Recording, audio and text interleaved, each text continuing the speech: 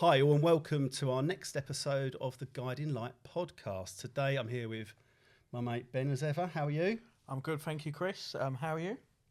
I'm also good, thank you for asking. And I'll tell you who I'm here with as well, my good friend Stevie. How are you doing, Stevie? I'm all right, thanks, mate. Nice to be here. Thanks for having me. Fantastic. No, really pleased you're here. And just for our audience, really, me and Stevie met a little over 7 years ago now. Stevie was there in a Gamblers Anonymous meeting when I arrived for my very first one on a Thursday evening. It would have been. I started J on a Thursday night. I went to AA on a Friday night, and that's how my journey started. And I was very lucky to meet this man amongst many other people. So, Stevie, over to you, mate. Do you want to give us a little bit of a background on who you are for now? So I came into the GA room, same room that you met me at, which I'm still at, back on my last bet was the 7th of the 6th, 2016, and it was 2 days later. So it was the 9th. Came in, broken man, literally last resort, nothing left, and about to lose everything. Could have got sent to prison, didn't. And I walked into what's called an open meeting, which is where people are celebrating a certain amount of time off a bet. And I just walked out inspired, cried through most of the meeting, walked out inspired, went home, took all the shit, so to speak, that I'd loaded in my head and dumped it on my missus. The relationship was fractured for about a year, and never looked back, really. I saw people who managed to turn their lives around and go, I want that. And that's it. Now, nearly, 8.5 years later, I think I'm making a good inroad to changing my life, turning my life around as well. So, and to clarify there, me and my wife are better than we've ever been.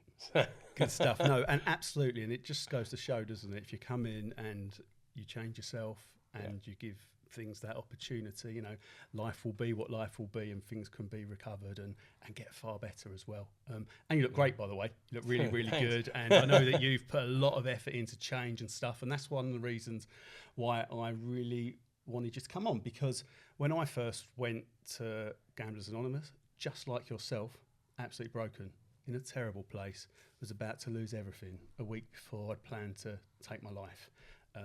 And then suddenly I walked into a room, and it was the week before an open meeting. So my second meeting was an open meeting, which was phenomenal to hear, how well people were doing, to get that kind of inspiration from others, and also to hear from their family members who were there as well, which was wonderful.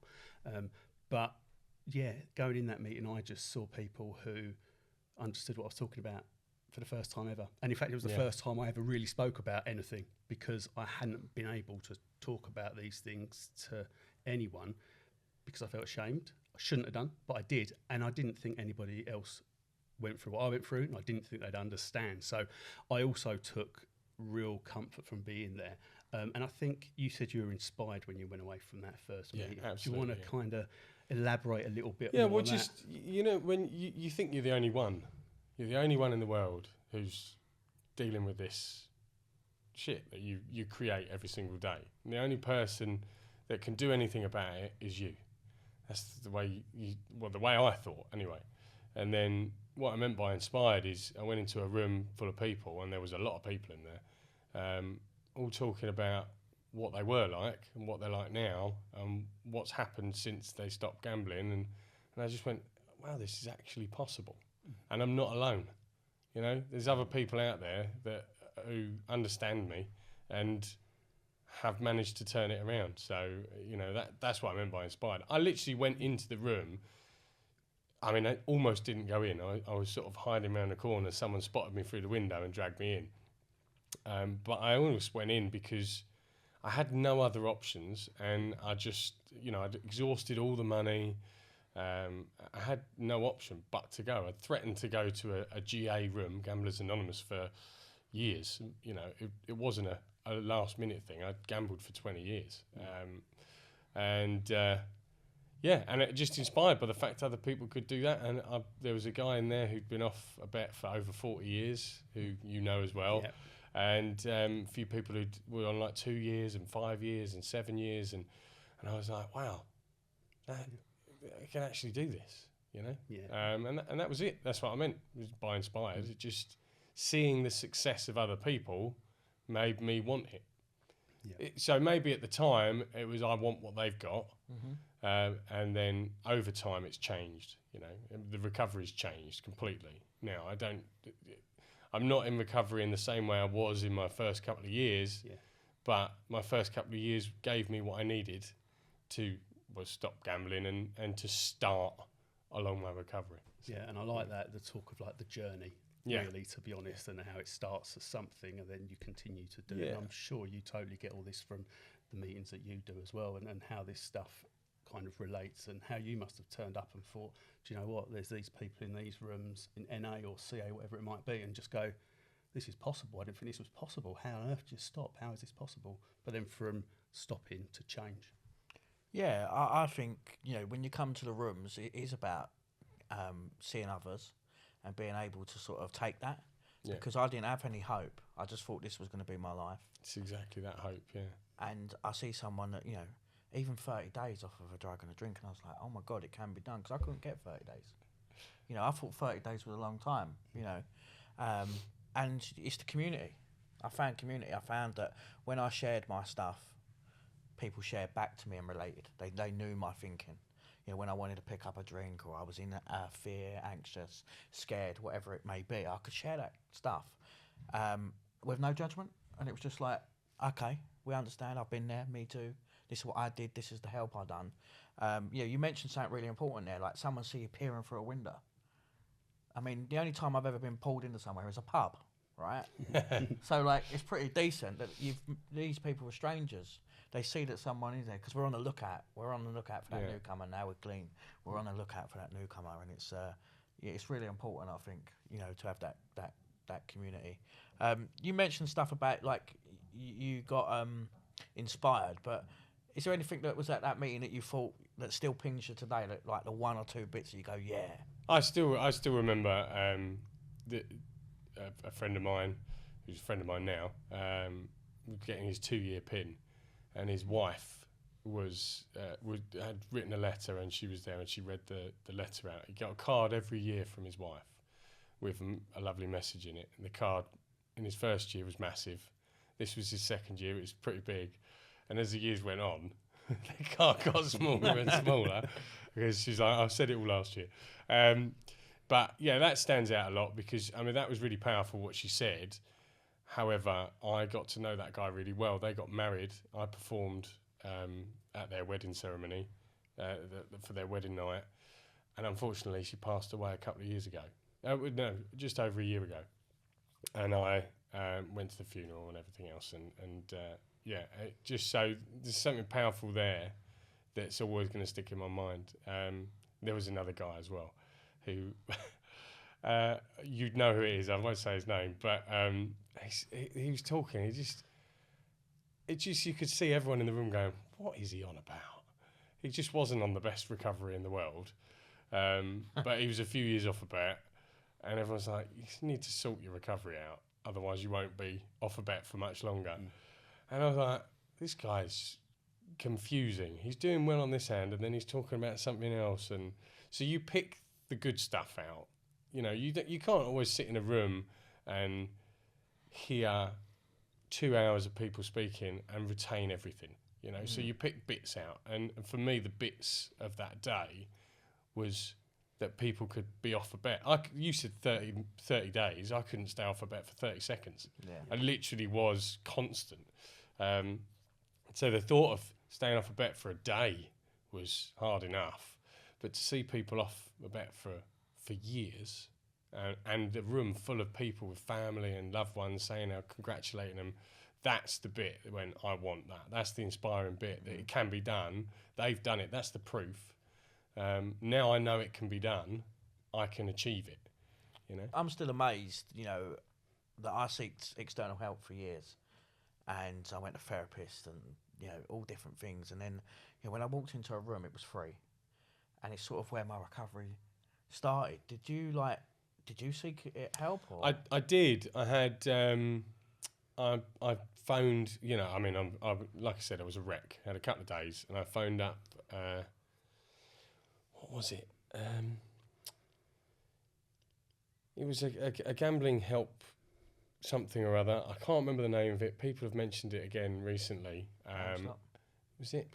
GamStop? It might have been something. Probably GamCare's National Helpline. It might have been GamCare, and they gave me 6 therapy sessions, which I didn't want to do. And I did the first one. I remember my first one of that, and I was just a miserable wreck. I mean, it's funny you mentioned that, not funny, but what you mentioned about the preparing to kill yourself before coming into the rooms. I think many of us have done that or thought through that, and at that point, I was at that point of just, is there any point of me being here? So I had therapy with this woman, and I said to her, I'm going to GA, and she started talking to me about, she knows a few people involved with GA, it's a really good thing. Okay, all right. I think on the second session with her, I'd done a GA meeting, and I had almost flipped from being so depressed and so down to being quite sort of willing to talk to her and willing to, you know, like I had a little bit of life in me. And she helped me in a sense to understand something different. Nothing about why or any of that. She literally, the best thing she told me was that I don't have anything for me to look forward to. And because obviously I now have a void of gambling, I need something to be excited about, something to look forward to, something to wait for each week, you know. So I started playing football again in my mid-30s, which I loved. And play once a week on a Monday, I think it was, and I loved it. And fair play, she gave me that inspiration. We talked about what I enjoyed and everything else, and came up with football between us, and I made a difference. I would say that's the main thing I took from that therapy side, and everything else I took from GA. So I would never say it's a bad thing. Like, because there are people out there who say there's no point of getting therapy and stuff. You need to come to a room. I don't necessarily agree with that, because I think you can take positives from everything. And I think she helped me a lot with that, like giving me something to look forward to. Because in the rooms we talk about fill the void. Well, that was after I'd already found something via the therapy. So, you know, I was like, okay, brilliant. Let's say for doing this, I'll put a bit more into that, and you know, meet up with someone half an hour before, and you know, get there a bit early, stay a bit later, go for a beer afterwards, whatever. So yeah, and that's what I took a lot from that. That was just 6 sessions I had with that. Good stuff. And I mean, I think you're right. I'm very much the same. Like, people's recoveries will be different, and people will need different things from different places. And certainly, like I say, I started in the GA room and the AA room, and I'm still going to AA every Saturday. I don't go to GA as much now because life changed, and actually the meeting time didn't work anymore for me, having the children on a Thursday night, which was one I went to. And then Monday lunchtimes I was doing, but then I couldn't do it because of a particular meeting at work. So I decided AA is my weekly meeting now, but I'll talk to other people about my gambling stuff and that. And, you know, my girlfriend now, she works for a gambling charity, you know, she's in the rooms. So actually, I've got this to talk about all the time. And I talk to people like Ben or yourself about just how my head is. But I took a lot from outside as well. I remember sitting there one night after a Thursday night meeting, it was actually, and I was like, I'm loving this, but I need something else. And I decided to start blogging. So that didn't come from outside. It was just, I thought, what? And that writing really helped. And then sharing that with other people, and them going, oh yeah, I get that. And I was talking about what had been written. And then I guess that developed into doing this kind of stuff, to be honest. And it's a bit different for everyone. And I think it's about meeting people where they're at in their recovery. But the rooms are amazing. And that's why I continue to go to my AA meeting every Saturday. I love it because I get to see people who I want to see every Saturday. That's the difference now as well. Whereas before it's like, I'm absolutely desperate not to bet today. I'm absolutely desperate not to drink today. When I go there now, it's because I think, do you know what? The alcohol, the gambling, they were, as we were talking about earlier, the solution to my problem, which is in here. And what I do now is I have made networks. I've become friends with people who get this head, as opposed to just being friends with people who don't get this head. Now I've got both kinds of friends.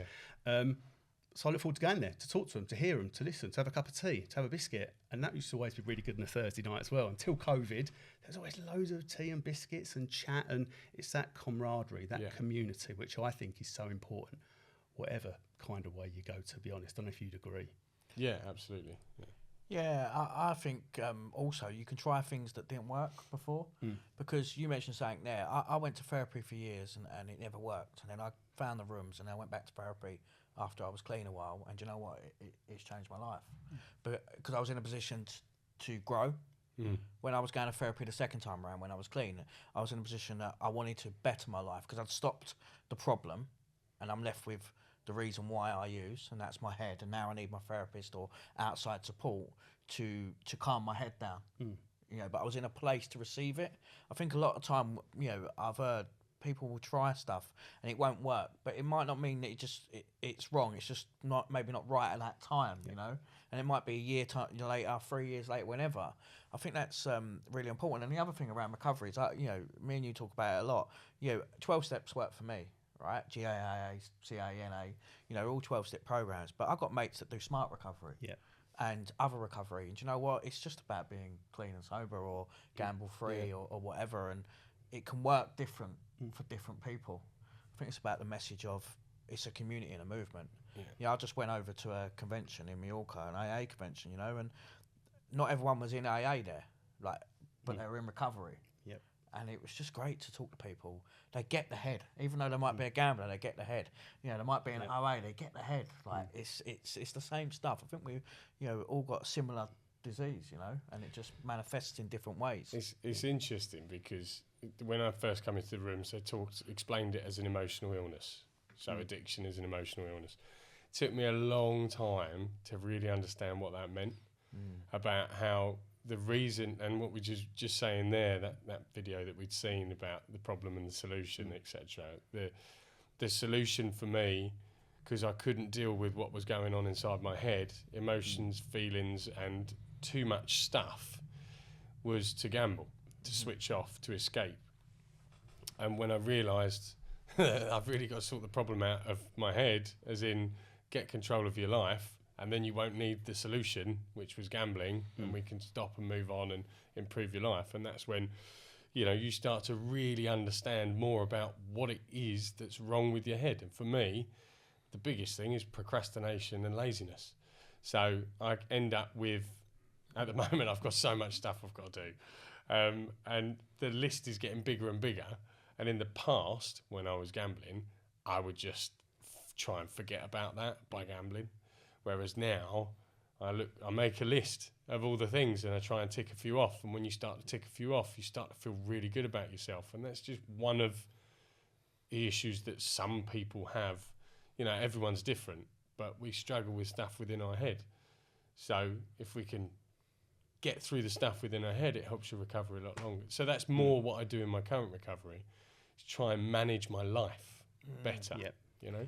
And I think that's really important what you said there, because obviously people who may not have been to recovery meetings in the past may think you go there and you talk about gambling all the time, or you talk about drink all the time, or drugs, or whatever the case may be. But a lot of the time it's about, well, this is how I live now and I'm having these problems and this is how I deal with them. So you talking about your lists and procrastination would be something that I could totally relate to. So I would have gone home and I'd have tried to do that. And then the interesting thing is, even though that's a really good idea, by the way, I recognise that I still struggled with that. And that was one of the things that then took me to the place where I actually went and got checked out and ended up being diagnosed with ADHD, because actually doing those lists still didn't mean I'd managed to do any of it, because I did the list and it actually felt worse because the list looked so long. I'd procrastinate even more. So it was about changing it so that what I did was put things aside and actually have one thing at the top of the list, and then maybe a list next to it, which is the next two things, and then everything else sits to the side until it becomes the right time. And that's why meetings are so important, because you listen to how people live day to day, because our solution used to be doing something which wasn't really very helpful for us. And we need to find things that are helpful for us, which usually actually aren't as easy, and they take longer and they take hard work, which is why recovery, a lot of it is about change and helping each other change, I think, as well. I mean, at the end of the day, mate, life is not easy. No. You know, there's horrible ups and downs in life, but it's learning to cope with them, isn't it? Totally. I think the ring around, thing around like lists and things like that. I won't say I procrastinate or I'm lazy. For me, I've got such a negative head that I just think I can't do it, and a lot of it's down to confidence. So what I have to do, I write a list. Well, I have a notes on my phone actually because I don't like writing, but it's a similar thing, you know. And it's that sense of achievement. You know, I see a post recently got sent to me. He's a famous person in America, and he talks about making your bed when you get out of it in the morning. Because if the only thing is when at the end of the day you come back to a clean bed, right? You know, and it just struck a chord to me because all my life I felt I was worthless, useless, can't do anything, can't cope. What that would end up doing is drinking, using, whatever, running away from feelings and emotions. That's the gist of it. I'm a great runner. I don't look like very athletic, but I used to be able to run from emotions quite quick. You know, and part of my recovery put some accountability in. One, I'm accountable to most of the problems in my life. It's down to me, a poor choice or not doing, you know, and the ability to actually feel like I'm good enough by just achieving. So you tick things off your list.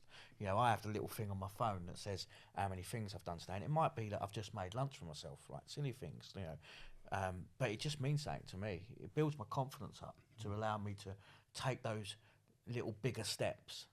You know, it might be lunch today, but it might be going out tomorrow with friends that I don't like to socialise with. I don't like to go out. I struggle with that. But actually, it's the confidence a lot of the time. It's the fear of the unknown. Yeah. So it's really important. And some days are harder than others. Yeah. So actually making your lunch on that day can be a massive achievement compared to what it might be another day. And the making the bed thing, it might have been you I heard it from, I can't remember, but I make sure I do that every day as well. Yeah. I don't want to sometimes, but it's like, and I walk away and I think, no, I'm going back. I'm doing that because that starts the day off well and I've achieved something. And I think that is a really important thing, really important.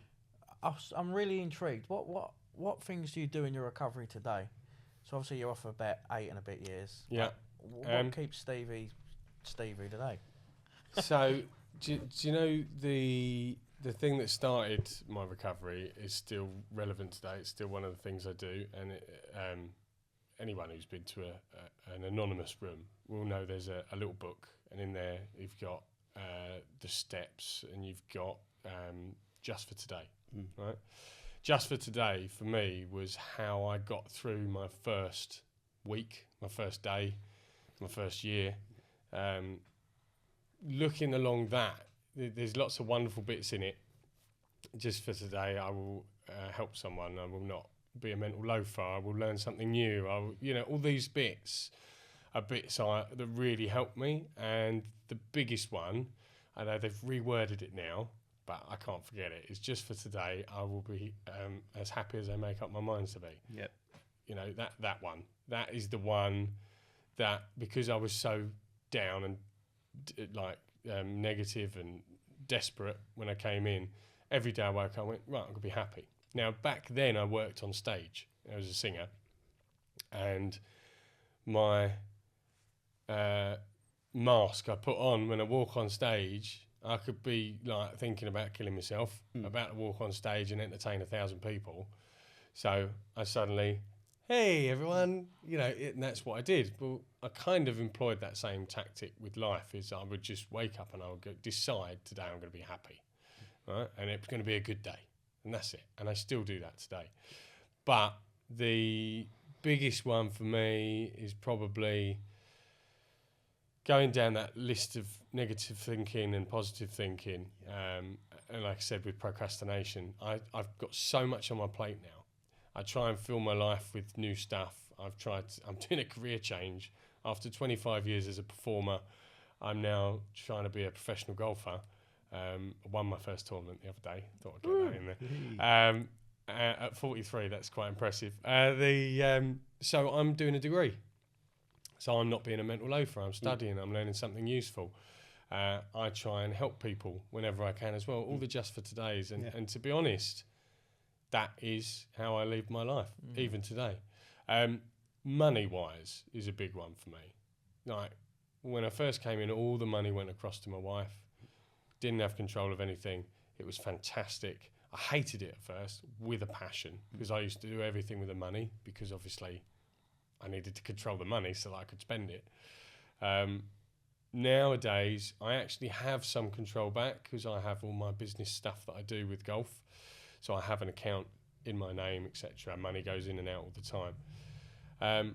But I obviously pay my money to my wife. The biggest thing is just trying to deal with all of that is to make sure I carry on the Just for Todays. I just have to keep, keeping everyone informed. And one of the biggest changes I ever made was, I think most people, when they come into an anonymous room, are compulsive liars. Yeah, we lie about everything. For me, it would literally be, the wife would say, "Did you have some breakfast?" I go, "Yeah, I had a piece of toast and a banana." I didn't. I had nothing. I just said I did. Or I had egg on toast. I didn't. I had a banana. The biggest change I made was in the first week, literally, I kept having to say, "I'm really sorry, love. I didn't have eggs on toast. I had a banana." I don't know why I said that. It just did. It's just my instant reaction is to come out with something to make them happy. Now I've stopped trying to make them happy by making stuff up and just be honest, because that actually makes them happy. Yeah. Telling the truth. Yeah, I think handing over money is really important. So I've still got someone look after my money today. I've got access to it. It's my money, but I still keep myself accountable. I've reduced the amount that you can get out of an ATM, because the only reason I'm really going to an ATM is to draw money out to use on drugs, drink. Yeah, that's reality. I'm allowed £10 out the ATM because I like to have £10 just in case some shop for some reason doesn't want to take card. But I don't actually have access to that. Once a month, I go sit down with that person and I go through the receipts and what I've spent. And it's not about that I can't spend my money. It's about just making sure that my money's going to where I'm saying it's going to, and keeping me accountable. And that's 4 years on near enough. For me, but it's also a stress relief. Yeah. I haven't got to worry about it. My bills are all on direct debit. I know I've got money to cover them. I didn't understand the mental strain on me not knowing if I'm going to make my bills. Yeah. That he put on me for many years. I didn't realise. To wake up today and go, do you know what? My rent's paid. Yeah. My gas is on. My electric's on. My council tax is paid. I can't be kicked out my home because everything's up to date. I weren't up to date for 20 years. No. I remember you saying to me, I haven't paid bills. I don't know how long ago this was, but I've never paid a bill, Chris. Not on time. And this was maybe only about 2 years ago. So you've probably been in recovery for a year or two already or something like that. And you're like, I'm starting to pay my bills now. I'm starting to get them on time. It's all happening properly. There are no issues anymore. And so much of it is because we try and relinquish some of the control, which is cool. And for me, that looked like, at first, giving it all away. Take it away. Stop the danger of me spending this money, which actually needs to be there to pay for the house, feed my children, all this kind of stuff, which is so important. But as time's gone by, it's different. It's different. I wanted to understand my money, actually. It was always really important for me to understand what was happening with it. So my dad would oversee it, and I used to go and see him every month, sit there with his spreadsheet. He loves a spreadsheet, my dad, and he's really good at it. And he loves it, obviously. Yeah, I know. Yeah, you know my dad, don't you? So you're 16p out, Chris. That's it. It was 4p the other day. I got you move 4p to this account. That isn't a joke. That is the truth. So he's well on it. But what happens these days is very different to what happened. We'd meet up once a month, go through it all. But he knew everything. He now knows what's going on with regards to bills and all that kind of stuff. And he oversees the accounts where I've got stuff going out to pay those things that are required. But in another account, I get money transferred to me each week of spending money. Yeah. He don't know what I'm spending that on, but it's okay because I know it's okay. But I know it's also not the amount of money that would have worried me before. So much of this now, though, whereas it used to be, am I going to gamble with this? Am I going to drink with this? I don't think that now. But my ADHD means I could compulsively spend. So I'm still very open and talk to him about it. He oversees it. We still go through it each month. And I'll send him my bank accounts every Friday by message, just so he sees it. And it's always right. And if it isn't right, whereas I used to panic, I now just go, oh, it's a little bit out, is it? Why is that then? We work it out. It's all right. Yeah. Same with me. Money and dread and not being able to manage money, that was one of the real issues back in the day for me. And that was, part of it's because I was never very good at managing money, but I had to hold the money because I couldn't tell people I'd been gambling all the way. And also I needed money to be able to gamble. Both sides of the stick kind of thing there, which is really tough. But we need that support when we can get it. And it's great. I felt like I was a child when I first did that, give it away. Yeah, it's not that at all. It's not that, is it? No. It's so much like, just, do you know what? It's kind such a of grown-up thing to do. relearning to be responsible, isn't it? Exactly. And the funniest thing is, currently in my recovery, both myself and my wife are earning less than we've ever earned by quite a margin, and we're actually absolutely fine. Yeah. It's the same with me. I'm just about to leave my corporate job, and going into the unknown. And on paper, I've took a 50% pay cut. But you know what? I can live comfortably on that because I haven't got all the other stuff. Yeah. I ain't paying back massive debts or payday loans that I've taken out. Payday loans is like, for me, I used to have payday loans on the 4th of the month, like to get through 26 other days. Like it's insanity, So I get it. Giving up control is actually giving me control. Yep. It's given me control of my life. I couldn't get that saying when I first come in. People say, if you give up control, you get more control back. Surrender to win. Now I get it. I surrendered my money, and I'm winning because I can afford to go somewhere. If I want to go to the cinema, I can afford to go. I couldn't go to the cinema. Yeah. And it isn't. You mentioned something earlier before we started recording. Like, I wanted to go and do things. I wanted to go to my mate's birthday or family functions or family holidays. I absolutely wanted to go. But because of my using and the way that I spent money, I couldn't afford to go. So I didn't go. And that played on my mental health as well because I'd be isolated at home on my own, negative. That's the truth. It's that I wanted to do it. Part of my step 9 is I went and made an amends to quite a lot of my friends because I've missed weddings, funerals, birthdays. Not because I didn't want to be there, just that my disease had me captive, I think that's so important for people. I hear it in the rooms a lot. People that have gave their money up or allowed their wife or a family member to have more access seems to be in a great place. It seems to be like a big, positive move. And you said something important earlier, which I didn't really recognise when I first started this stuff, was that it's still my money, so I should be able to spend it on something. I used to feel like I've given it away. It's not really my money now. Everybody else look after it because I can't be trusted. I came to realise over a couple of years, no, it is my money, isn't it? It's just now helping me. So it's my money to spend on what I should be spending my money on. Yeah. I still own it, and that was something that I had to come to terms with. You were saying there, right, about money, about handing it over and didn't get it at first and all this and that. I think the wonderful thing about the rooms, and I can only speak for Gamblers Anonymous because I've not been in the other rooms, I would assume they're the same. You come in with no knowledge of how to stop, but you see the influence of people who have stopped, and you get that straight away. So at first, you just have to be that kid in the classroom who doesn't know what 2 + 2 is. Yeah. You just have to be told, and you just have to do as you're told, really. And over your recovery, you start to understand and learn and develop, and that's how your recovery grows. Like, that's if you can get through that point of just being told what to do and start to actually understand it and what it's all about, that's when you get stronger recoveries. And that's how recovery changes all the way through, because you start off just being told this is what you need to do, and by the end of it, you're telling someone else this is what you need to do and this is why. Yes, exactly. And you'll get to points in recovery sometimes as well, as I have, where I've got to a place, I'm helping people, and it's like, hold on, something else has hit me now. Somebody tell me what to do again, because I don't know this situation. Yeah. And just being open and able to say, I'm now in a place where something doesn't feel right. Can you help me? Yeah. And then we continue to grow and develop. I've had great fun. I love being on it, by the way. It's great to be asked. But when I I started my YouTube channel, The Non-Gambling Golfer, off the back of COVID, when I started playing golf again, because believe it or not, I didn't really play golf for like 20 years. I played for about 6 months, and then 20 years I worked away on cruise ships and loads of different things. I used to play maybe once every 2 years.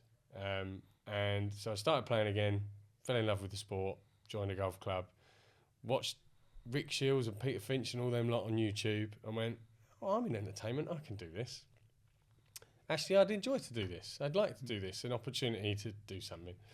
And I spent ages thinking about it. I said, no, I'm going to do the non-gambling golfer because it's a double platform. It's a platform for me to do basically a golf YouTube channel, but an opportunity to share what I've learned that's helped me to have a recovery that's, I believe, doing quite well. And I've shared it and it's gone global. And I've had people message me on Instagram and through YouTube.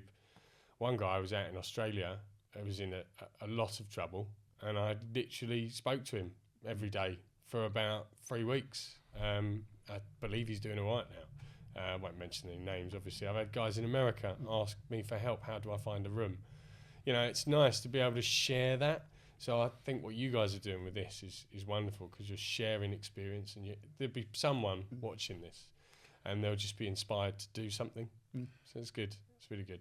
Yeah, you know, we have a saying in NA, you know, I only keep what I have by giving it away, you know, and that's what you're doing with your channels. When people reach out, you know, we have a saying in NA, you know, about the NAA, about the hands, whenever the hand of AA reaches out, you know, etc. I think that's really important. The thing you mentioned around, like, just doing, you know, I hear quite a lot of suggestion program, but I needed someone to tell me. I also needed someone to smash my ego. Because I had a massive ego and the lowest self-worth that there is out there, you know. And my ego and pride wouldn't let me take advice from someone else. You know, when I found a sponsor that went, you know, that's got to go, and, you know, smashed it at me. And I remember him saying very clearly, look, Ben, this ain't a suggestion. Yeah. This is, you will do. Well, do you know, what you just said there is literally the thing, isn't it? You come in, you've got to do what you're told, which crushes your ego. And if you don't let your ego get crushed, then you don't do it. Yeah, you're like, I'm not doing that. Who's he to tell me what to do? I had relapses for 5, 6, 7 years, you know, because I just thought I was better. Reality is I was ill, you know, and he just smashed my ego. And it all come from that scared, vulnerable boy that's got low self-esteem. I have a massive ego problem and a massive pride problem, and actually I had to remove that. You know, and I needed someone, you know, the saying for me, you talk about not gambling, you know, the saying with me is don't use no matter what. That's what my sponsor gave me in the first 6 months. Every time I spoke to him, he said, just don't use no matter what, right? Because the longer you're away from something, you get a chance. I get a chance tomorrow to put the wrongs right. If I use today, I don't know, I could die, you know, I had an overdose, you know, I was lucky, I had an opioid reversal that kept me alive, you know. I don't know whether I'm going to get that chance again. And I think that's really important, you know. I've still got an ego today, who hasn't? But, like, he smashed it out of me. And he made me, like, I wanted what he had. You know, he had 20 years clean time at the time. You know, he seemed to have a loving wife too. He was a father to his children. He was going to work and not robbing them, you know.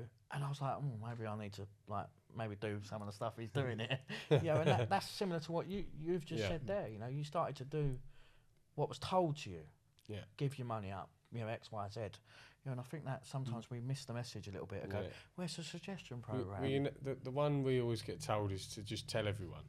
Yeah. Tell everyone around. So I did. I told everyone, to the point that if I get a phone call from one of the phone providers, go, oh, you'll have to speak to my wife because I'm a compulsive gambler and I don't deal with the finances for mobile phones. And they're like, I literally tell everyone, which is why I think, for me, doing the YouTube and doing is no issue doing this podcast, because I've got no problem with being a compulsive gambler.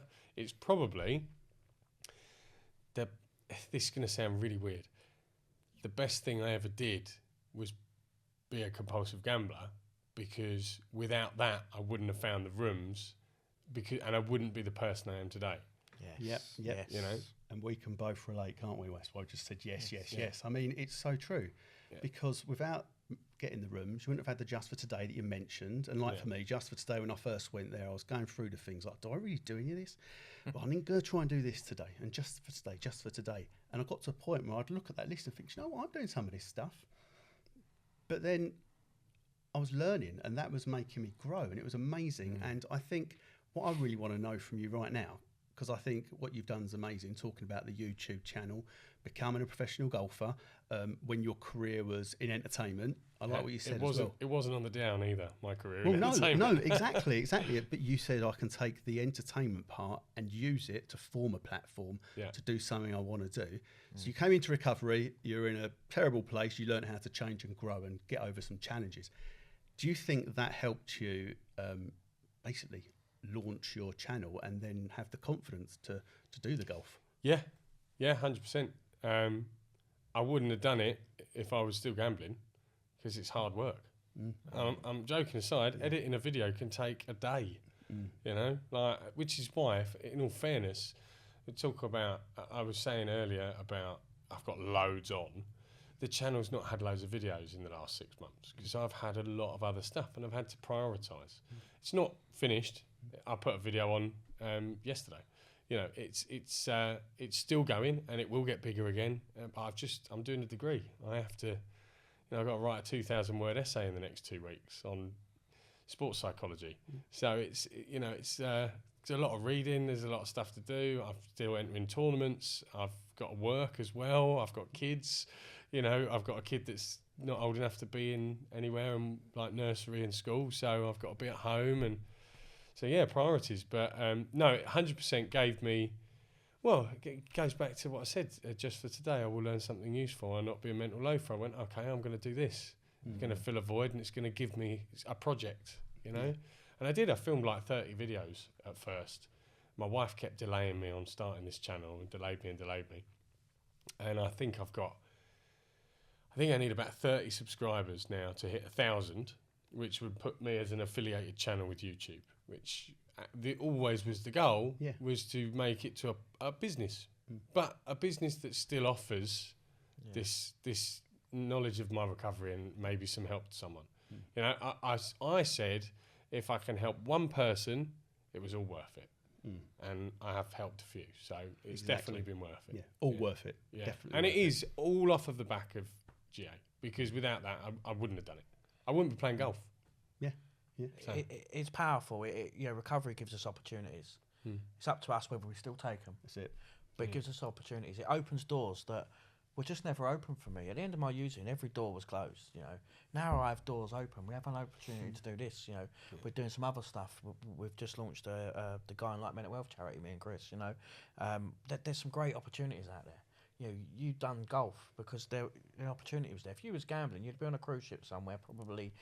Not particularly in the best mental health shape. I was on a cruise ship, not in the best mental health shape and gambling. Yeah. I literally went on a cruise ship for, it was a transatlantic crossing, I think it was about 18 days. I earned a substantial sum of money, and by the second week I found out, because I knew everyone on board, because I used to work on these ships all the time, that I wasn't allowed to gamble whilst working on them. But because I wasn't actually employed, I was a guest act who was doing a few other bits as well, but I was a guest performing on the main stage, and I knew the casino manager. I was chatting away to him, and, oh no, you can gamble if you want. Well, hello. Yeah, the problem was I only had so much money, so I gambled all of that, and then I got hold of more money, and I gambled all of that, and then I put on credit on the casino my entire wages for the 18 days. Which was a lot of money. So I ended up, they wouldn't let me off the ship because I had like 1,800 quid owed to them, or a couple of grand I owed them. So I had to call my wife and get her to pay it and make up some big story, I can't remember what I said, to pay it. So yeah, I was in a mess, and that was not long before I ended, my gambling. Yeah, and now you're talking 30 subscribers to get to 1,000. And, degrees.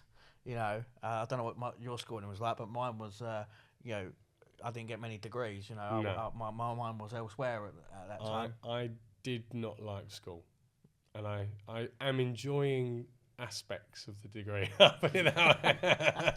And that's good, isn't it? Yeah. To enjoy aspects of it. And actually, even if we're not enjoying some of the bits, it's that challenge, and you're taking it on, and you're going to get it there and get it done and be successful. I will not give up.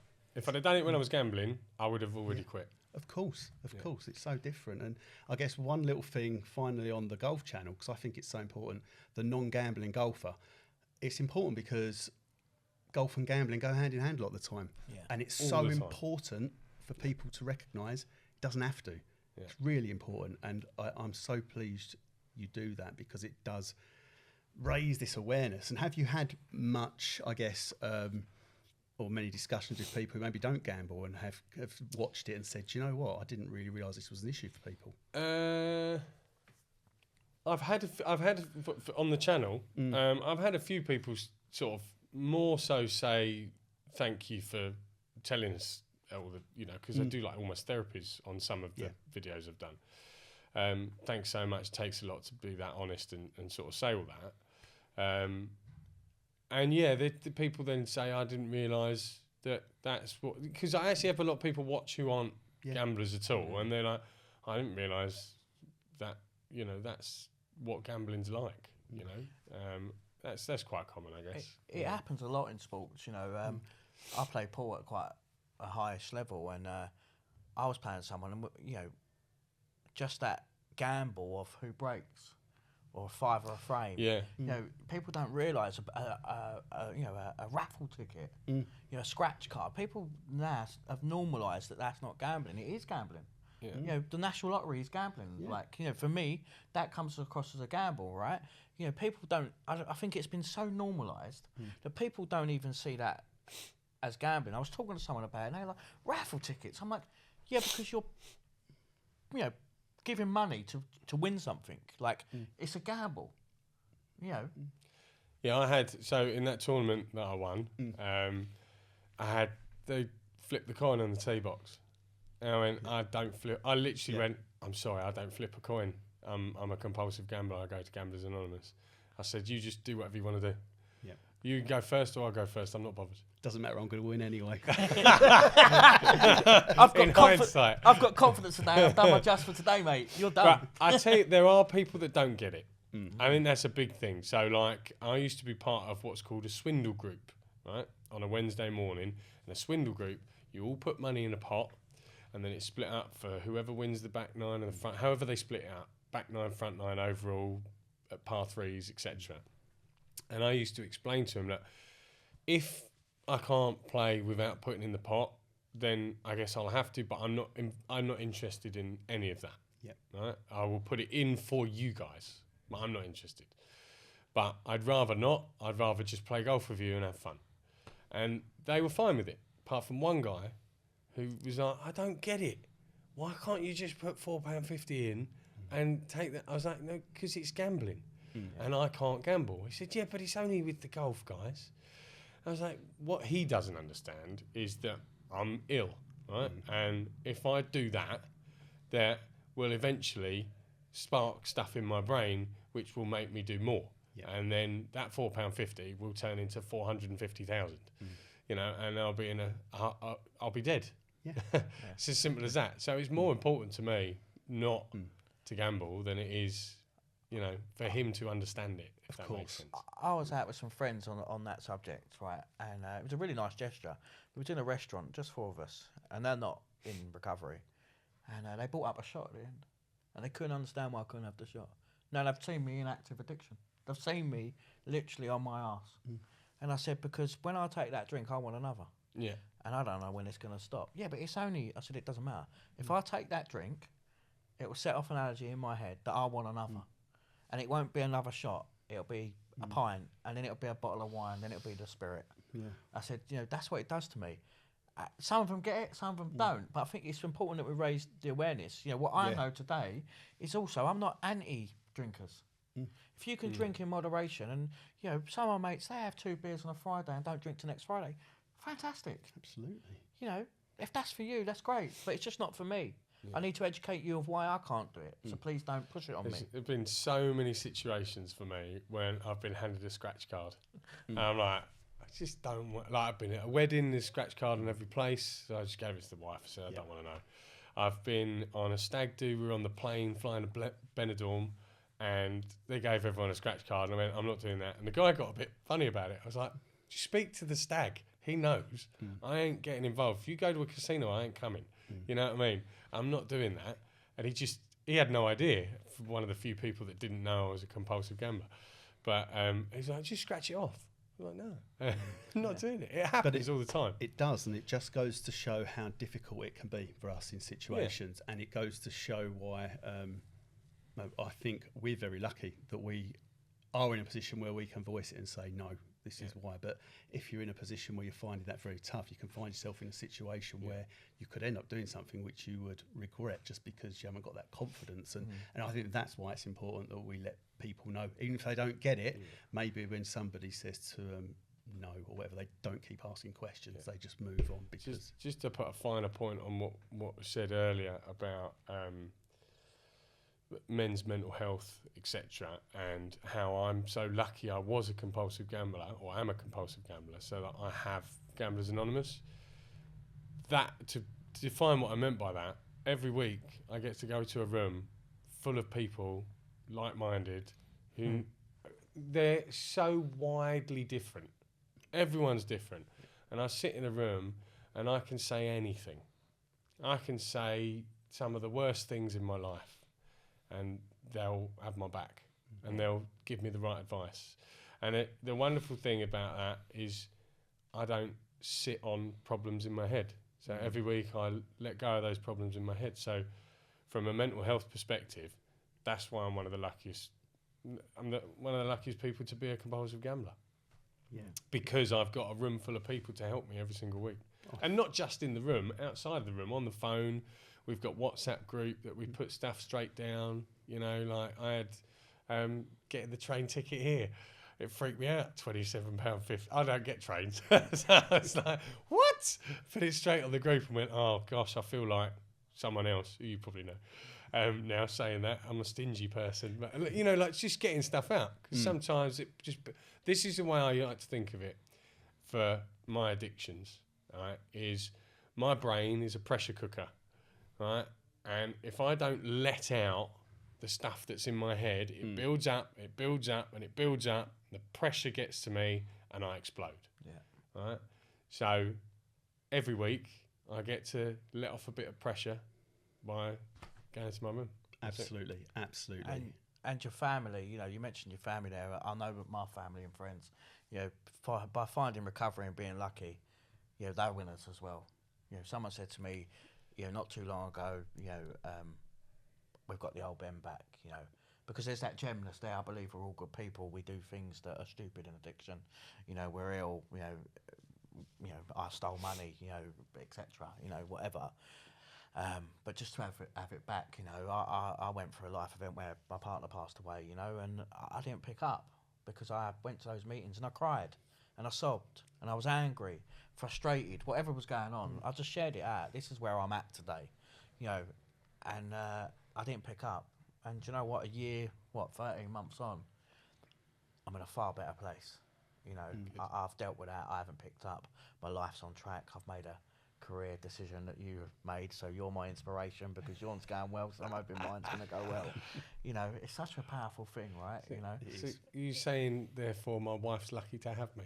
Is that what you're saying? That's exactly what we're saying. We'll edit that bit, Joe. We'll send that to Maria first. So we're nearing the end, Steve, but I always ask the guests this. Is there anything, you know, in the future that you want, or where do you see yourself in 3 to 5 years' time? Well, I mean, in a couple of years, I hope to qualify for my degree and be affiliated proper full-time member of the PGA. I don't think I'm going to get on the Ryder Cup team, which you mentioned earlier. No, I just want a nice career in golf and a happy family and a happy life, if I'm perfectly honest. That's all I want. I'm currently trying to expand my business into putting more fingers in more pies with the golf world, which hopefully in the next couple of years will you know, bear fruit, and possibly, maybe, one day I'll retire. I don't know. I probably won't retire because I love working. But yeah, that's pretty much it. Just keep going, happy life. That's really all I want. Just don't gamble. Be a good person. Be good to the world, and the world be good to you. Definitely. Well, sounds good to me, and I've no doubt you're going to be a major success, mate. Oh, by the way, I will just say I would like the YouTube channel to get bigger.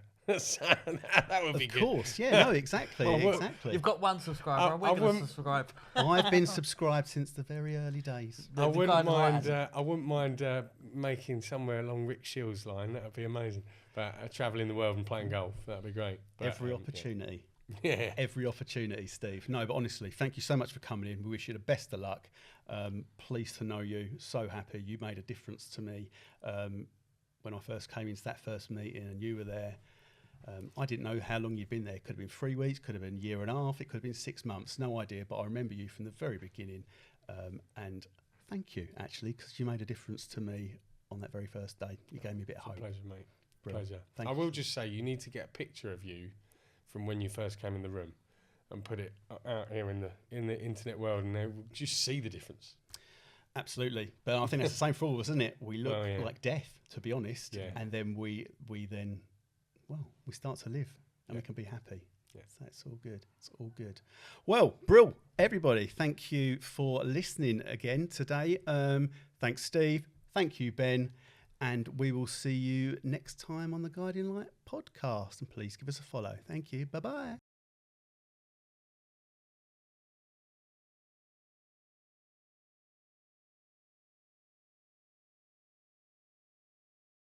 As we wrap up another amazing and inspiring episode of The Guiding Light, remember, although your journey is unique, you most certainly are not alone. If you have any questions or topics you'd like us to explore, reach out please across our socials or via our website www.theguidinglight.co.uk. Until next time, take care of yourself.